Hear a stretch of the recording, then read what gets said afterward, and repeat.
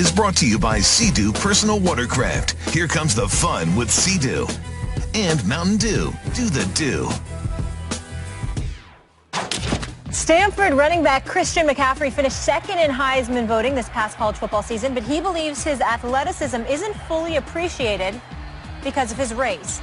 McCaffrey had this to say to Sports Illustrated, quote, "When you read about white athletes these days and white skill possession receivers specifically, one word you'll always find is tough. You'll rarely see explosive, athletic, stuff like that. You get a little bit upset. I ran the same 40 as this guy and you're calling him those things. People do the eye test and underestimate me, so I do play with a chip on my shoulder." Stephen A., does McCaffrey have a point? He's absolutely right. If he were if he were black, we definitely would be talking about him in a different context. This kid and what he brings to the table on the football field is undeniable. Over 3,800 all-purpose yards. What did he rush for, Skip, last year? 2,019 yards, 337 carries, average 6 yards a carry. He was absolutely sensational, definitely worthy of being up there for the Heisman Trophy in the final tally. There's no question about it. His athleticism, his skill set to run the football, he's quick, he's fast. He's got vision as a runner. He's incredibly gifted. He deserves a lot of credit for the job that he does. There is no doubt about that. And I've seen plenty of brothers running behind him and couldn't catch him. If he were black, he would get talked about differently. He makes a very valid point. There's no reason for anybody to be up in arms for what he's saying because it is absolutely true what he is saying. There's a flip side, though. My response to Christian McCaffrey would be this: welcome to our world, my brother. Because there's a whole bunch of black folks that feel exactly the same way, albeit about different positions, even in different professions. Every day we wake up as black people, particularly black men, we find ourselves looking at situations and saying, if we were white, it would be different. If we were white, we'd be celebrated in this fashion. If we were white, this wouldn't be said about us. You know, this is the way it is. And so, they call, I'll give you a perfect example, Skip. They called me Screaming A. I'm quite sure you've heard white folks on the air sounding very, very loud. They have passion. But I'm Screaming A. Like you understand? So, I'm out of control. You know what I'm saying? We know what time it is. So, again, Christian McCaffrey is absolutely right in everything that he says. There is nothing for anybody to be angry about. There is nothing for anybody to be offended about. He is right on the money. He would be looked upon differently if he were black. What I would say to him, however, is welcome to the world of a lot of black folks out here, because they could tell you the same exact thing. Welcome to our world. Okay. I got you. Great point on your part. Now, let's examine the chip on his shoulder. Is that stereotype of sort of unstereotyping him, if you will, as a running back, like saying, you can't do that because you're white, you can't be a great running back because you're white. Is that racial? Or let me throw this out. Is it statistical? I just look at what's happened lately in the National Football League. There are white starting running backs who are fullbacks who block way more than they carry the ball. They carry it on an occasional 3rd and 1. But can you show me in the NFL another white starting ball-carrying running back who is the workload back of a team?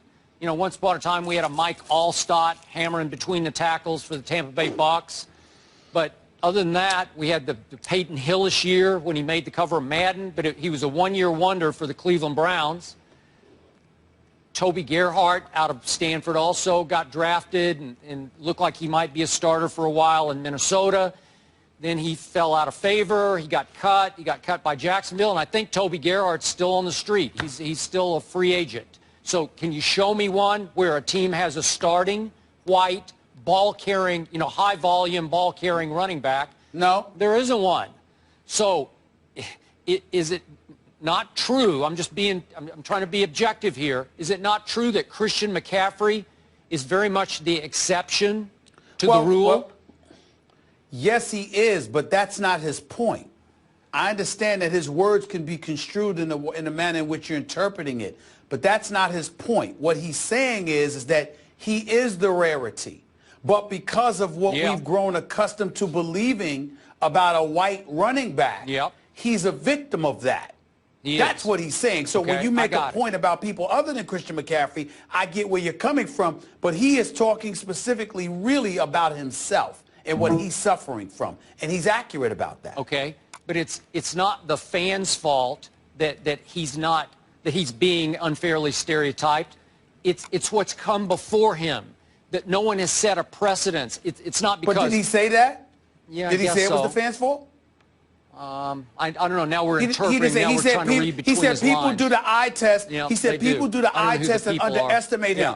Well, the people he's talking about are NFL people, because no matter what the fans think, they're going to listen to NFL folks when they evaluate and dissect and really analyze who you are and what you bring to the table. Because everybody doesn't get to watch Stanford all the time. You might have seen them, but you don't watch them religiously. Okay, so let's quickly look at what Christian McCaffrey is. He is a 6'1", 201 pound, extremely athletic, extremely fast white running back with game-breaking, make-you-miss athletic ability, quickness as well as breakaway speed. This is a rarity. And yet, look where he came from, Stephen A. You know his father, Ed. You know of him, right? That's right. He was a very good wide receiver on the pro level, made a Pro Bowl, won 3 Super Bowls, Denver, San Francisco.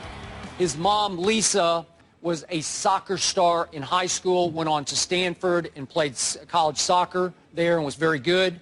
Her father, back in Miami, where she's from, was won the silver medal in the 60 Olympics, the 1960 Olympics, in the 100-meter dash. Her father won the silver medal in the 100. That's not that long ago, and he's a white guy, obviously. So there are some bloodlines there that have created an exception to the rule, right? Well, it's an exception to the rule, fair enough.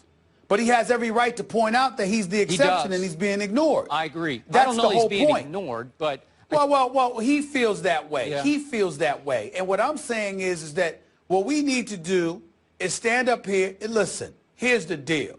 If this were a black athlete that was being minimally recognized for obvious exploits, somebody like myself would speak up about it. Yes, you would. Well, I got to do the same. I got to do the same thing for this dude right here. Christian McCaffrey deserves more respect, more recognition than he is receiving. Okay. And he's not receiving it because, believe it or not, I can't believe I'm saying it. He is a white guy that is not receiving it because of the color of his skin and the position that he plays. Okay. It's a fact. All right. Now, let's finish it off. Let's look at white receivers in the National Football League. And let's start with the guy you like, Aaron Rodgers' favorite target, Jordy Nelson. Now, he was a second-round pick. He's a stud, man. He is extremely athletic. I think Eric Decker is very athletic as a third-round pick, as a wide receiver.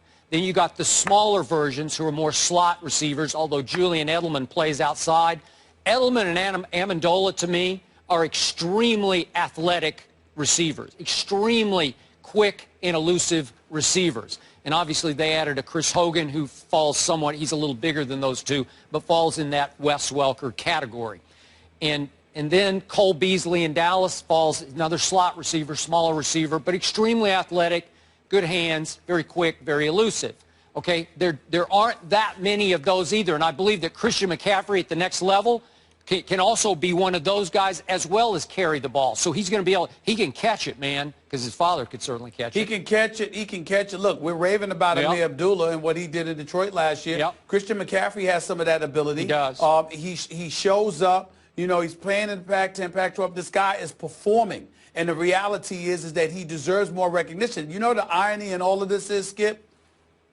He's actually being victimized by an overwhelmingly white press. Yeah. Because you have a whole bunch of white folks out there that are covering college football. And the lack of appreciation for him, he could blame his own for that. Because I've watched him. I think the kid is special. Yeah, and I appreciate his comments, because let me tell you something. He's not wrong here. He's absolutely right. And I want to see the person that's going to act or get their back up and stick their chest out, acting like they're all offended, like they got a problem with what this kid is saying. The kid is absolutely positively right. And oh, by the way, he's going to he's at Stanford. So obviously, presumably, you got to be very, very smart to go to that institution. So you have an overwhelmingly white press covering a star white athlete who obviously is highly intellectual, presumably since he's going to Stanford. And because they're busy trying to make these guys the second coming of Albert Einstein, they're neglecting to give a higher profile to an absolute stud. And he's essentially calling them out on it without naming names or whatever. But he's absolutely right. Okay, are you talking about higher profile and Heisman voting or early Heisman hype? I'm just talking about whether it's NFL folks or whether it's the press applying the pressure to NFL folks to make sure that this kid receives the recognition his talent deserves. His father co-signed on what he had to say. Essentially, from what I read, I believe it. Yep. He's right. Yeah, he is right. No, they're right. I agree. Do you think it will hurt his draft stock because he's white? No. And be labeled as... No, I think it might. I think that's what he's saying. He's fearful it may hurt his draft stock, which is why he's kind of speaking up about it. Maybe. And that's why I applaud the attention, because what he's saying is, don't stop looking at my pigmentation. Stop looking at the color of my skin. Judge me by the content of my game, okay? That's what he's saying. Yeah, and so I like the fact that he's doing that. I do too. Because it's going to put pressure on people to do exactly that. He might be an aberration, but he is still legit, it appears. Judge him accordingly. Okay, so Mel Kiper was down initially on Dallas reaching, quote unquote, or risking taking a running back as high as the 4th pick in the draft, Ezekiel Elliott, who goes, I don't know what he weighs, 230-ish, maybe a little more than that. Right. And obviously Christian McCaffrey can't do exactly what Zeke will do for Dallas, which is just pound the rock. But to me, he's a first-round draft choice. I don't know how high in the first round, but he's definitely a big talent. I believe he's a first-rounder. Yeah. Very well said, gentlemen. Up next, we showed you guys earlier how Kyle Lowry just kind of ditched the bench during the game. What is going on there? We'll react to that after the break. Nothing can stop me. I'm all the way up.